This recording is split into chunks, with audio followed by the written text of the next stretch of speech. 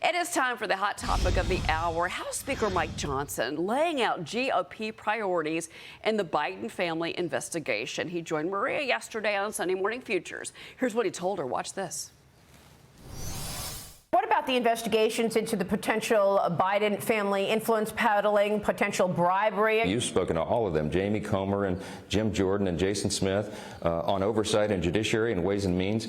They continued those investigations even while we were going through the tumult of the speaker's race. They were still working methodically through that. I'm encouraging that. I think we have a constitutional responsibility to follow this truth where it leads. We're the rule of law team. We don't use this for political partisan games like the Democrats have done and did against Donald Trump twice. Are you expecting to subpoena Hunter Biden? I'm looking at that. I think that desperate times call for desperate measures.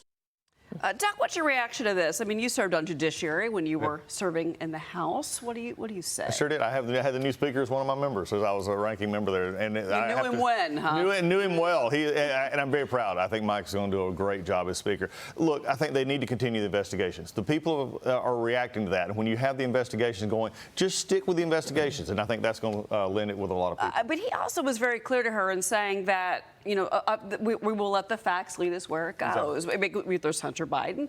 Do the facts lead us to that subpoena?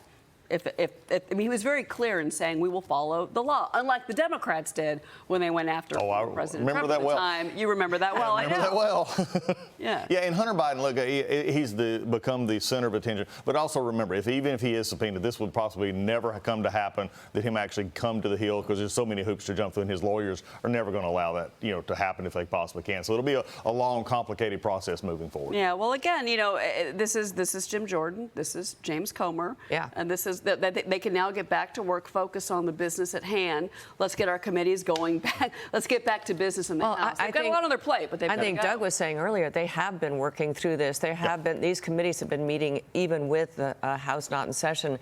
I think James Comer in particular has done an absolutely brilliant job of amassing just bit after bit of financial information, bank records, all these money transfer, the wires transfers, it's everything. There is a case, there is an obvious case here that the Biden family took in tens of millions of dollars from foreign entities and produced nothing except introductions to Joe Biden, trying to influence policy from Joe Biden.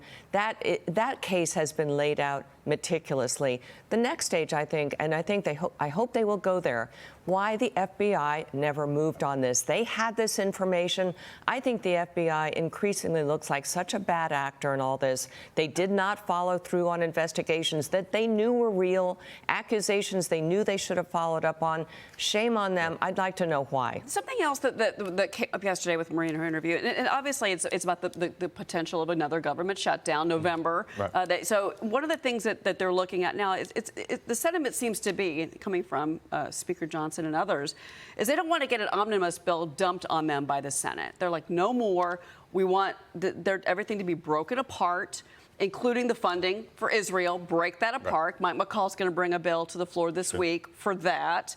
But this is a change in strategy under Johnson. And he's going to have a little bit of what we'll call a honeymoon period here as well to make this happen. And I think that's something to understand. So we get a CR, get it to the first of the year, get it even into the middle, the first few January, months. Through January. And if you get it there, then pass the individual appropriations bill, then actually deal with the Senate, make the Senate actually have to negotiate on this. And that's the way you avoid that going forward. But I go to Liz. This is an issue with Hunter Biden, with all these Biden. The suspicious activity, where was the FBI in this? Why were they not investigating it? It's become a trite statement at this point, but that is really true that you and I have this. We'd already been one was enough to put us under questioning. They had over 100. It's a real undermining of one of our incredibly important institutions, and I think Americans need to know how it happened. Did it happen under Obama? Yes, it did. And let's follow that through. I agree. Well, a lot of questions to hopefully be answered.